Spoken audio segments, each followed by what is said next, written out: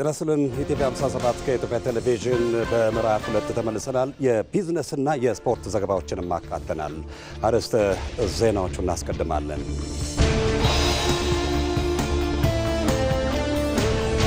ግብጽና ተላላኪዎቿ ህወሓትና ሻዕቢያ የሚመሩትን የተልእኮ ጦርነት አንዋጋም በማለት ወደ ሰላም ስምምነት መምጣታቸውን የአማራ ፋኖ ህዝባዊ ድርጅት ከፍተኛ አመራሮች ገለጹ።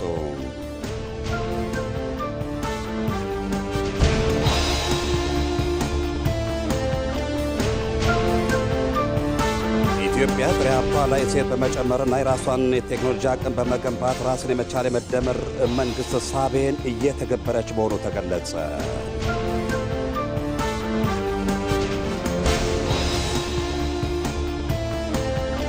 ከውጭ አሜሪካ ነዳጅ የጫነች የቬንዙዌላን መርከብ መያዟን አስታወቀች።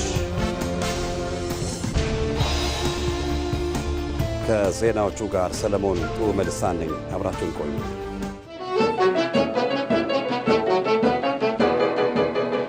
በገናና ታሪካችን ላይ የዘመን ስልጣኔ እየዋጀን ህብረ ብሔራዊነትን ከኢትዮጵያ አንድነት እያጋመድን ከፈተና አሻግረን እድል እያሳየን ለእድገት ልህቀት ለሁለንተናዊ ብልጽግና በአራቱም አቅጣጫ በሁሉም ማዕዘን የኢትዮጵያን ከፍታ እናበስራለን። የኢትዮጵያ ቴሌቪዥን ለኢትዮጵያ ልዕልና። የኢትዮጵያ ቴሌቪዥን ለኢትዮጵያ ልዕልና። ወደ ቀዳሚው ዜናችን እናልፋለን። ግብጽና ተላላኪዎቿ ህወሓትና ሻዕቢያ የሚመሩትን የተልእኮ ጦርነት አንዋጋም በማለት ወደ ሰላም ስምምነት መምጣታቸውን የአማራ ፋኖ ህዝባዊ ድርጅት ከፍተኛ አመራሮች ገለጹ። የአማራ ክልል ህዝብ ከዚህ በላይ ጦርነት እያደረሰ ያለውን ችግር መሸከም ስለማይችል አሁንም ድረስ የታጠቁ አካላት የሰላም መንገድን እንዲመርጡ የአማራ ፋኖ ህዝባዊ ድርጅት ከፍተኛ አመራሮች ጥሪ አቅርበዋል። ጌታቸው ባልቻ ተጨማሪ አለው። በአማራ ብሔራዊ ክልላዊ መንግስትና በአማራ ፋኖ ህዝባዊ ድርጅት መካከል የተፈረመውን የሰላም ስምምነት አስመልክቶ የአፋሕድ ከፍተኛ አመራሮች መግለጫ ሰጥተዋል። የአማራ ክልል ህዝብን ጥያቄ እናስመልሳለን ብለን ወደ ትጥቅ ትግል የገባን ቢሆንም መልሰን የራሳችንን ህዝብ ተጎጂ አድርገናል ያለው የአማራ ፋኖ ህዝባዊ ድርጅት ምክትል የፖለቲካ መምሪያ ኃላፊና የወሎ ቤተ አማራ ጠቅላይ ግዛት እዝ የፖለቲካ ዘርፍ ኃላፊ ኢያሱ አበራ ይህ እንዲያበቃ የሰላም ስምምነቱ መፈረሙን ተናግሯል። ድርጅታዊ እንቅስቃሴዎችን በማድረግ ሁሉም የስራ አስፈጻሚዎች፣ የኮር አመራሮች በመግባባት ህዝባችን ከዚህ በላይ ጦርነት መሸከም እንደሌለበትና ሌሎች ኢትዮጵያን ለአደጋ የሚጋብዝ እንደ ሀገር ሉዓላዊነቷን የሚያፈርስ ብሔራዊ ጥቅሟን የሚክድ እና የሚጎዳ እና ሌላ የአማራንም የኢትዮጵያንም ህዝብ ጥላቻ ውስጥ በሚከቱ አሰራሮች ያለባቸው ኃይሎች ወደ ትግሉ እጃቸውን ያስገቡበት ሁኔታ ሲሆን ጠንከር ያለ ውሳኔዎችን ለመወሰን ችሏል ማለት ነው። የአማራ ፋኖ ህዝባዊ ድርጅት ትግል ውስጥ ኢትዮጵያ እንደ ሀገር እንዳትቀጥል የምትፈልገው ግብጽና የእሷ ተላላኪ የሆኑት ህወሓትና ሻዕቢያ እጃቸውን በማስገባታቸው አፋሕድ ወደ ሰላም ስምምነቱ መምጣቱን የድርጅቱ የጽህፈት ቤት ምክትል ኃላፊና የወሎ ቤተ አማራ ጠቅላይ ግዛት እዝ የህዝብ አስተዳደርና ማህበራዊ ጉዳይ ኃላፊ ግርማ እጅጋየሁ ተናግሯል። እኛ የውክልና ጦርነት ወይም ደግሞ ተወክለን ሌሎች ሰዎች እነ ህወሓት ከኤርትራ መሳሪያና ተተኳሽ እያስገቡ ከነ ግብጽ መሳሪያና ተተኳሽ እያስገቡ ጦርነት ማድረግ አንፈልግም። አሁን ላይ እየተደረገ ያለው የውክልና ጦርነት ነው። የውክልና ጦርነት ህወሓት ፋሲሊቴት ታደርጋለች፣ ነገሮችን ታሳካለች፣ ታሟላለች። ከዛ በኋላ እኛ እንዋጋለን። የሚጋደለው እርስ በርሱ አማራ ነው የሚሞተው፣ የሚጋደለው ኢትዮጵያ እንሞተው። ግን ነገ ከነገ ወዲያ ከኢትዮጵያ መገንጠል ወይም ደግሞ ኢትዮጵያን ጥለው ራሳቸውን ችለው ሀገር መመስረት የሚፈልጉ አካላቶች እኛን እርስ በርስ እያባሉ መሆኑን ስንረዳና ስናረጋግጥ ወደ ትክክለኛው መስመር መተናል ማለት ነው። የአማራ ክልል ህዝብና የአማራ ፋኖ ህዝባዊ ድርጅት ሰራዊት አባላት ግጭቱ እንዲያበቃ ባላቸው ፍላጎት አፋሕድ ወደ ሰላም ስምምነቱ መምጣቱን የገለጸው ደግሞ የድርጅቱ የጎጃም ጠቅላይ ግዛት እዝ ፋይናንስ ኃላፊ ከፋለ አለሙ ነው።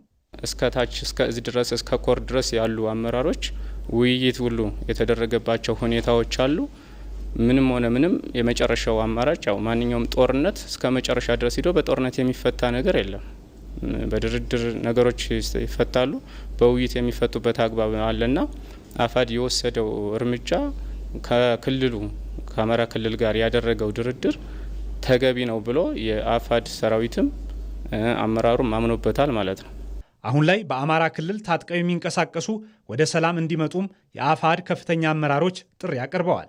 የአማራ ፋኖ ህዝባዊ ድርጅት የሚመራው ሰራዊትም ህዝባችንም ጭምር የሚፈልገውን ውሳኔ ስለሆነ የተወሰነው ወቅቱንም የጠበቀ እንደሆነ በመረዳት ሁላችንም ለዚህ ቀና የሆነ የሰላም አማራጭ የሰላም በር ሁሉንም መንገድ መጠቀም እንዳለብንና ሁላችንም ጥረት እንድናደርግ በዚሁ አጋጣሚ መልእክቴን ማስተላለፍ ፈልጋለሁ።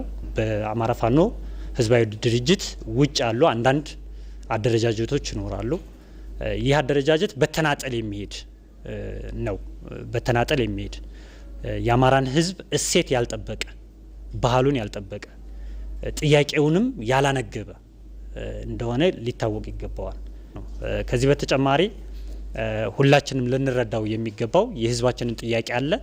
ያን የህዝብ ጥያቄ ደግሞ ከሚመለከተው ጋር በመሆን ከመንግስት ጋር በመሆን ለመፍታት ዝግጁ ሆነን ጥረት ማድረግ እንዳለብን እንዲታወቅ እንፈልጋለን።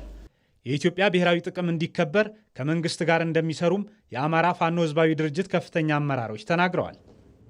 ወደ ትጥቅ ትግል የገቡ ኃይሎች የመንግስትን የሰላም ጥሪ በመቀበል የክልሉን ህዝብ ከዘርፈ ብዙ ችግሮች ማውጣት እንደሚገባ በጎንደር ዙሪያ ወረዳና ደንቢያ አካባቢዎች ወደ ሰላም የተመለሱ ታጣቂዎች ገለጹ። አካሄዳችን ትክክል አለመሆኑን በመገንዘብ የመንግስትን የሰላም ጥሪ ተቀብለናል ያሉት ወደ ሰላም የተመለሱ ታጣቂዎች በክልሉ በጸጥታ ችግር ምክንያት ባለፉት ዓመታት የተስተጓጎሉ እንቅስቃሴዎች እንዲስተካከሉ የበኩላቸውን እንደሚወጡም ተናግረዋል። ሳሙኤል ወርቃየው ተጨማሪውን ያቀርበዋል። ታጥቀው ለሚንቀሳቀሱ ኃይሎች በመንግስትና በህዝቡ መካከል በተደጋጋሚ እየቀረቡ የሚገኙ የሰላም ጥሪዎችን ተከትሎ በአማራ ክልል በርካታ ታጣቂዎች ወደ ሰላም እየተመለሱ ነው። በምስራቅ ደንቢያና በጎንደር ዙሪያ ወረዳ ታጥቀው ሲንቀሳቀሱ የነበሩ የታጠቁ ኃይሎችም የሰላም አማራጮችን ተቀብለው በሰላም ወደ ማህበረሰቡ ተቀላቅለዋል። ወደ ሰላም የተመለሱ ታጣቂዎችም የጀመርነው ትግል ህዝባችንን ያሰቃየ መሆኑን በመረዳታችን የሰላም አማራጭን ተቀብለናል ሲሉ ገልጸዋል። አስር አለቃ አስናቀሽ ነበር በነበርኩበት ቦታ የጎንደር 44 ክፍለ ጦር ዘመቻ መምሪያ ኃላፊ ነው የነበርኩት። ስንወጣ የወጣንበት አላማና አሁን ያለንበት በጣም የተሳሳተና ልክ ያልሆነ የመጀመሪያው አማራ በየትኛውም ቦታ ተፈናቀለ የሚል ነበር አወጣጡ። አሁን ግን መልሶ አማራን የማሰቃየት ስራ እንዲሰራ አንፈልግም። ያን ተከትሎ ነው እኔና በእኔ ስር ያሉ ልጆችን ይዘን መንግስቱ ወደ ያቀረበልን የሰላም አማራጩን ተጠቅመን ወደዚህ መጣ ነው። ሻለቃ መምራት እባላለሁ። በዱር በገደልም ስንንገላታ ቆይተናል። ሲቀጥል እንግዲህ በኋላ ባለን አማራጭ ሲቀጥል የሰላማዊ ጥሪ ተቀብለን ስለመጣና ሙላችን ወደ ሰላማዊ ጥሪ ገብተን አንድ ኢትዮጵያን መስርተናል። በክልሉ ባለፉት ዓመታት በጸጥታ ችግሩ ምክንያት ማህበረሰቡ ለዘርፈ ብዙ ችግሮች ተዳርጓል። የሰላምን አማራጭ የተጠቀሙ እነዚህ ኃይሎችም በክልሉ የተስተጓጎሉ እንቅስቃሴዎች እንዲስተካከሉ የበኩላችንን እንወጣለን ብለዋል። ክልሉ በመማር ማስተማር ብቻ አይደለም በኢኮኖሚም በሰው ኃይልም እየደቀቀ እንደሆነ እርስ በራሳችንም እየተበላላን እንደሆነ ገብቶናል።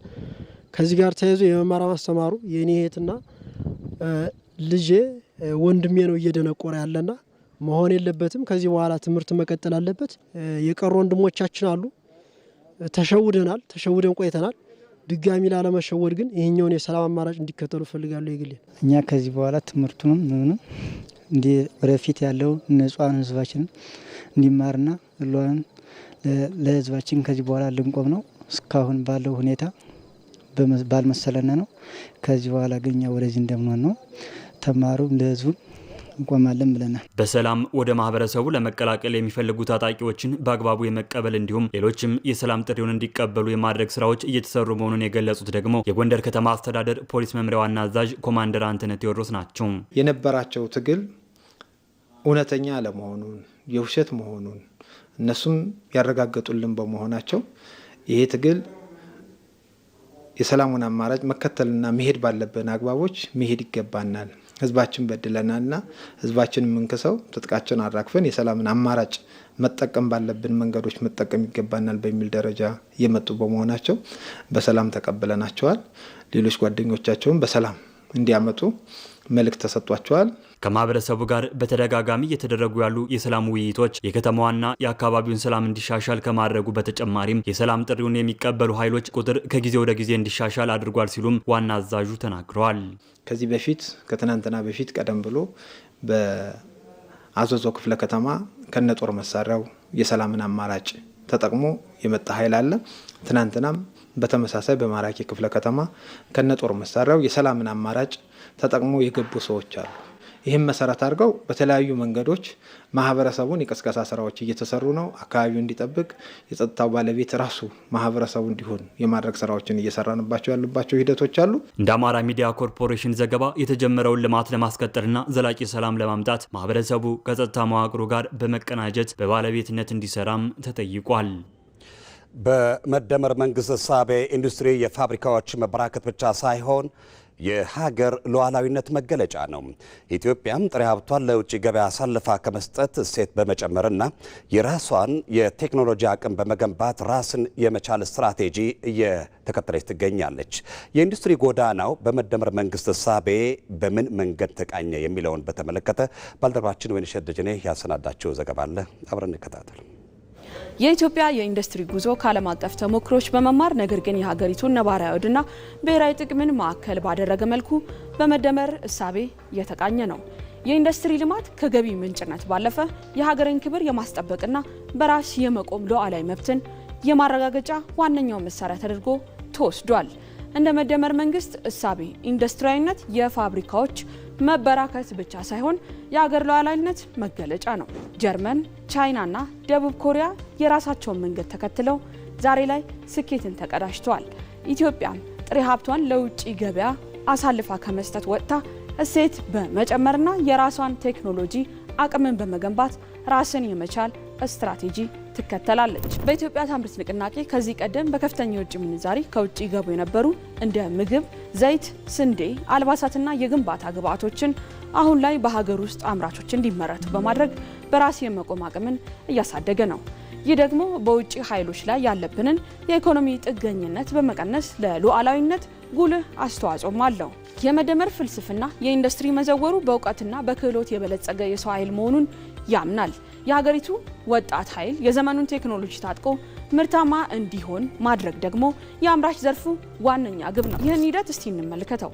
የኢንዱስትሪ ፓርኮችና የሰው ኃይል ልማትን ስናይ ወጣቱን ኃይል በክህሎት ማብቃትና የቴክኖሎጂ ገብነት ማረጋገጥ ለሚለው ትልቅ ማሳያ ነው። በቦሌ ለሚ፣ በአዋሳና በድሬዳዋ ያሉ ኢንዱስትሪ ፓርኮችም የውጭ ቴክኖሎጂን እውቀትን ወደ ሀገር ውስጥ እንዲገቡ በማድረግ ማለትም ቴክኖሎጂ ትራንስፈር በማድረግ ድልድይም ሆነዋል። በሺዎች የሚቆጠሩ ኢትዮጵያውያን ወጣቶችም ቀደም ሲል የማያውቃቸውን ዘመናዊ የሆኑ የማሽነሪዎች አጠቃቀም፣ የአመራረት ጥራትንና የዓለም አቀፍ ገበያ ሰንሰለት በእነዚህ ፓርኮች ውስጥ እየተለማመዱ ነው።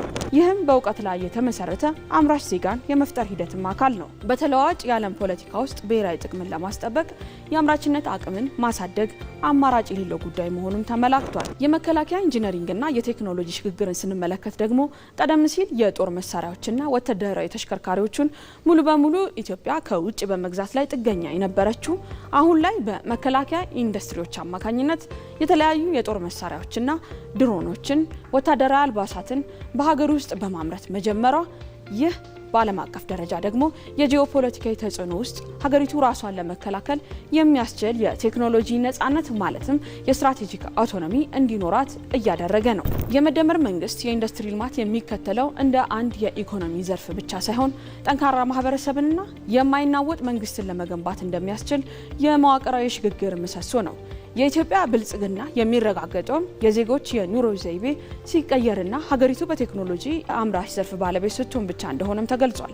የተቀናጁ የግብርና ማቀነባበሪያ ኢንዱስትሪ ፓርኮች ለምሳሌ የይርጋለምና ቡሬን ማንሳት እንችላለን።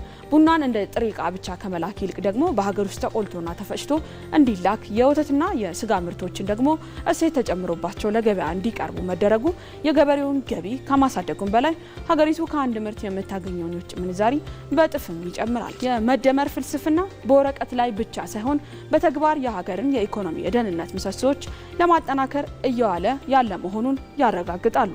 የኢትዮጵያ የኢንዱስትሪ ጉዞ የውስጥ አቅምን አሟጦ የመጠቀምና አስፈላጊ አቅሞችን የመገንባትም ብሔራዊ ጥሪ ነው።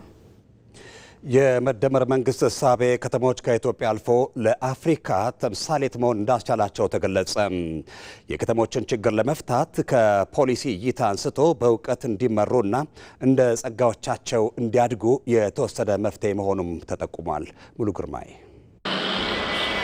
ከተሜነት የሰው ልጆች ኑሮን ምቹ የሚያደርግ አገልግሎትን የሚያቀል ነገሮችን በተሻለ መንገድ የሚያሟሉበት የኑሮ ዘይን መፍጠር ቢሆንም የኢትዮጵያ አብዛኛ ከተሞች ግን የተቃርኖ ጉዞን የተከተሉ ስለመሆናቸው ሲገለጽ ቆይቷል። ዶክተር ያሬድ ተሾመ በከተማና መሰረተ ልማት ሚኒስቴር የፖሊሲ ዳይሬክተርና የኢትዮጵያ ከተሞች ፕሮግራም መሪ ናቸው።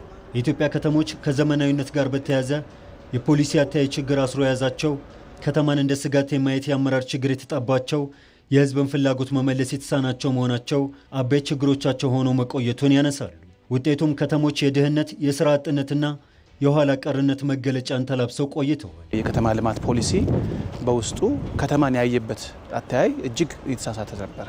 ስለዚህ ነገሮች ከፖሊሲ ጀምሮ ስህተት ከሆኑ አፈጻጸም ላይ አብዛኛው ነገር ስህተት ይሆናል። ስለዚህ የሚለው የከተሞች የገጠር ትራንስፎርሜሽን አጋዦች፣ ደጋፊዎች ናቸው የሚል ነው። አመራሩ ከተማን እንደ ስጋት የሚያይበት የህዝብን ጥያቄ ከመመለስ ይልቅ የፖለቲካ መሳሪያ የማድረግ ባህሪ ነበር። ስለዚህ ከልማቱ ይልቅ ፖለቲካን ማዕከል ያደረገ እሳቤን ብቻ የበለጸገበት፣ ስለዚህ ከተሞቻችን የድህነትና ስራ አጥነት፣ ኋላ ቀርነት መገለጫ ማኒፌስቴሽን የነበሩበት ነው። ታዲያ የኢትዮጵያ ከተሞች ከእንዲህ አይነት ችግር እንዲላቀቁ ከፖሊሲ አንስቶ በመዋቅር በእውቀትና እንደ ጸጋዎቻቸው እንዲያድጉ ማድረግም የመደመር መንግስት የወሰደው መፍትሄ ነው። ከወደቅንበት ነው የተነሳ ነው። ከተሞችን የምናይበት አመለካከት መጀመሪያ የፖሊሲ አተያይ ወይ ደግሞ የፖሊሲ ፍልስፍናችን ተቀይሯል። በአራቱም ችግሮቻችን ነው የቀየርነው። የመጀመሪያው ከተሞችን የምናይበት አተያይ፣ ከተሞች የገጠር መደላድል አይደለም ወይ ደግሞ ራሳቸው ማንነት፣ ጸጋ፣ የመልማት እድል ያላቸው ናቸው። ስለዚህ ከተሞች የኢኮኖሚክ ትራንስፎርሜሽኑ መሪ ሆነዋል፣ ማሳያ ናቸው። ድህነትና ስራ አጥነት፣ ኋላ ቀርነት ማዕከል ከነበሩ ይሄን ለመቀየር የብልጽግና የፈጠራና የስራ እድል መፍጠሪያ ማዕከል ማድረግ የመጀመሪያው አተያይ የተቀየረበትና ዛሬ ዘመኑ ከተሞቻችን በሁሉም የምናይበት አጋጣሚ ያገኘ ነው። ከዚህ አንጻር ነው ከተማና ከተሜነት የዓለም ለውጥ መነሻና የእድገት መዳረሻ ተደርገው ይወሰዳሉ። የመደመር መንግስትም የኢትዮጵያ መሰረት የሆኑትን ከተሞችን የብልጽግና ማሳያዎችና ማዕከላት አድርጎም ይመለከታቸዋል። ከተሞች በማህበራዊ እይታም የቅይጥ ባህል መፍጠሪያ፣ የህብረ ብሔራዊ አንድነት ማሳያ ናቸው። በኢኮኖሚ እይታውም የንግድ፣ የኢንቨስትመንትና የኢንዱስትሪ እንዲሁም የስራ ዕድል ፈጠራ ማዕከል በመሆን የላቀ እድገትና የፈጠራ እንቅስቃሴ ሞተርም ያደርጋቸዋል። በፖለቲካው እይታ ደግሞ የፖለቲካ ስርዓት መፍለቂያ፣ የሲቪክ ባህል መሰረት፣ የውይይትና የንግግር ባህል መገንቢያም ከተሞች መሰረት ናቸው። ታዲያ የመደመር መንግስትም ከተሜነት የብልጽግና መዳረሻ ነው ብሎም ያምናል። የመደመር መንግስት ከተሜነትን የሰው ልጅ የብልጽግና መዳረሻ ነው ብሎ ያምናል። ከተሜነት በእቅድና በእውቀት ካልተመራ አይደረስበትም። የመደመር እሳቤ ከተገለጠባቸው ስራዎች መካከል የኮሪደር ልማት በጉልህ ይነሳል። በአዲስ አበባ ጅማሮውን አድርጎ የተተገበረው ኮሪደር ከተማዋን የከተሜነት እድገት እንድትጀምርም እድል የፈጠረ ነው። ከትንሽ ጀምሮ ማስፋትን የተለመው ፕሮጀክት በአዲስ አበባ ሳይገደብም በሁሉም የሀገሪቱ ክፍሎች በ73 ከተሞች ተጠናክሮ መቀጠሉም በከተሞች ክትመት ላይ የገጠሙ ስብራቶችን በመጠገን ረገድ ከታዩ ስራዎች መካከል ፈርቀዳጅ ሆኖ ይጠቀሳል። ማህበረሰብ ማስተባበር፣ ማሰራት፣ ማንቃት፣ ማስጠበቅ አለብን። ትውልዱን መታደግ አለብን። ከጫት ቤት መናጠቅ አለብን። ከሽሻ መናጠቅ አለብን። ፓርክ ስንሰራ፣ ስታዲየም ስንሰራ፣ ወክዌይ ስንሰራ ለዜጎቻችን ዛሬ ሳይሆን በስተርጅና የተሻለ ጤና እንዲኖራቸው ያስችላል። ከተሞችን በአዲስ ራዕይና አስተሳሰብ የመምራት ህሳቤ ከተሞችን ማዘመንና ተወዳዳሪ ማድረግ እንዲሁም ለነዋሪዎቻቸው ምቹ ማድረግ ትውልድን እስከ መታደግ የታየ የስኬት መንገድም ተደርጎ ይወሰዳል። ከተሞች በባህሪያቸውና በጸጋቸው እንዲያድግ ነው የተደረገው። ዘመናዊ ሆኖ ሲል ቢሾፍቱ እንደ ቢሾፍቱ ነው የምታድገው። ጎንደር እንደ ጎንደር ነው የምታድገው። እንደ ባህር ዳር ማድረግ አትችልም። ባህር ዳር ሰመራ እንደ አሶሳ ማድረግ አትችልም። እንደ ሰመራ ነው። ይሄ ጂኦግራፊክ፣ ስፓሻል፣ ዲሞግራፊክ ባህሪያቸው በዚህ መልኩ እንዲያድጉ ጸጋ ተሰጣቸው። በጸጋቸው ልክ እንዲያድጉ የማያለምንም ሊመ አውቶኖመስ ሆኑ ከተሞች።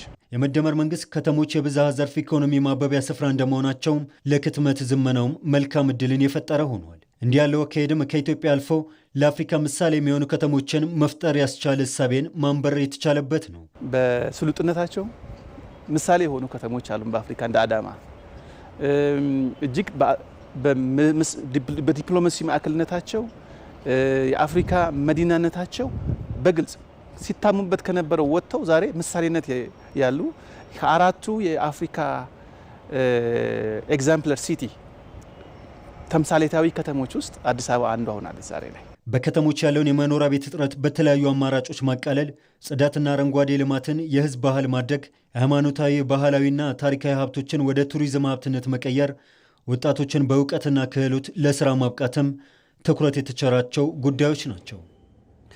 የአማራና የአፋር ህዝቦችን ወንድማማችነት ለማጠናከርና ለአካባቢው ዘላቂ ሰላም የጸጥታ መዋቅሩን ቅንጅት ለማጠናከር እየተሰራ መሆኑ ተገለጸ። በሁለቱ ክልሎች አጎራባች አካባቢዎች ሰላምና የጋራ ልማት ላይ ያተኮረ የምክክር መድረክ በኮምቦልቻ ከተማ ተካሂዷል።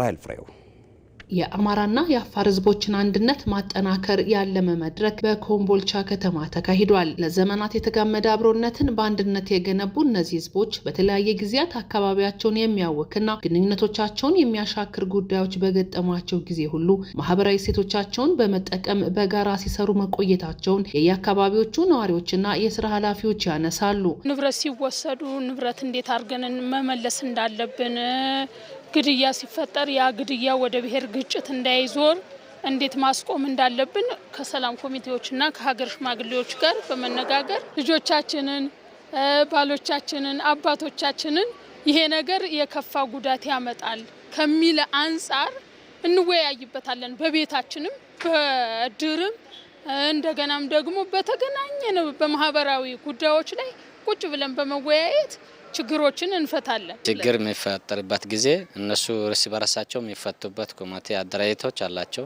እኛ አሁን መካበን ይባላሉ።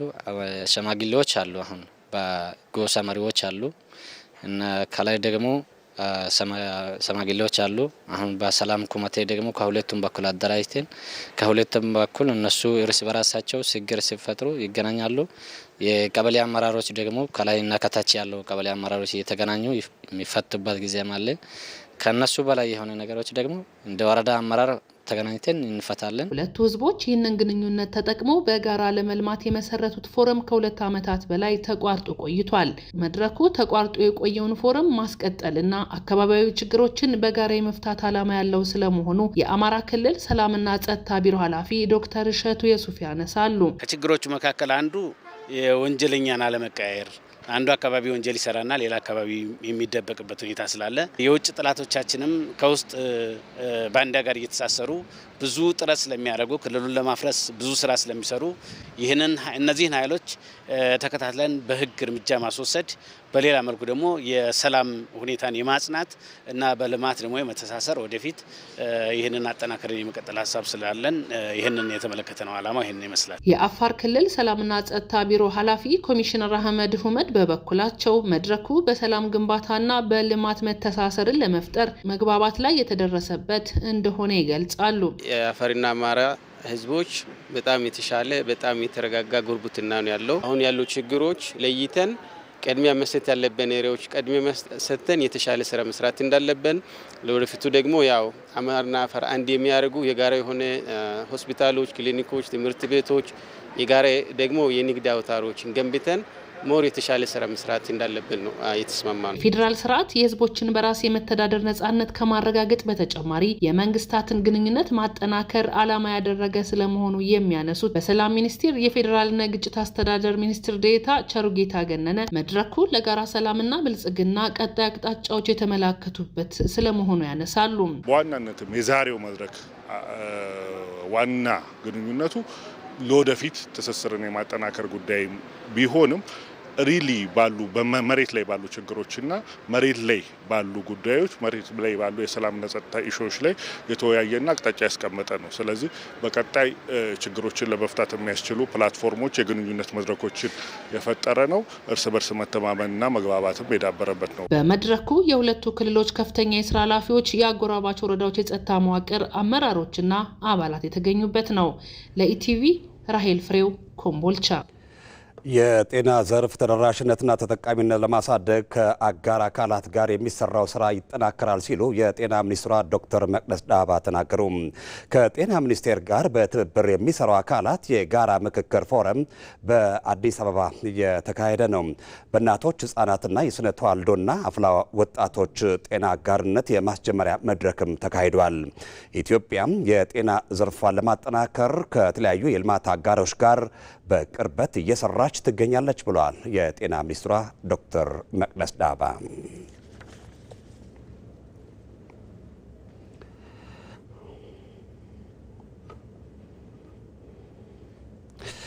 ኢቲቪ 57 ከኢትዮጵያ ቴሌቪዥን ምዕራፍ 2 የዜና መርሃ ግብራችን እንደቀጠለ ነው። የውጭ ዜና አሜሪካ ነዳጅ የጫነች የቬንዙዌላ መርከብ መያዟን አስታውቃለች።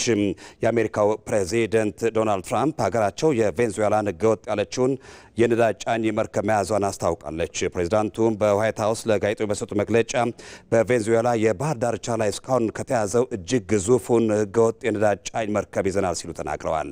የአሜሪካ ጠቅላይ አቃቤ ህግ ፖም ቦንዲ በበኩላቸው መርከቡ በቬንዙዌላና ኢራን ላይ ማዕቀብ የጣለበትን ድፍድፍ ዘይት የጫነ ነው ብለዋል።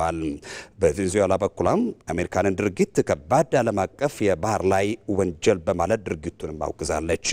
የቬንዙዌላ ፕሬዚዳንት ኒኮላስ ማዱሮ ሀገሪቱ መቼም ቢሆን የነዳጅ ቅኝ ተገዥ እንደማትሆን መናገራቸው ይታወሳል ሲል ቢቢሲ በዘገባው ገልጿል።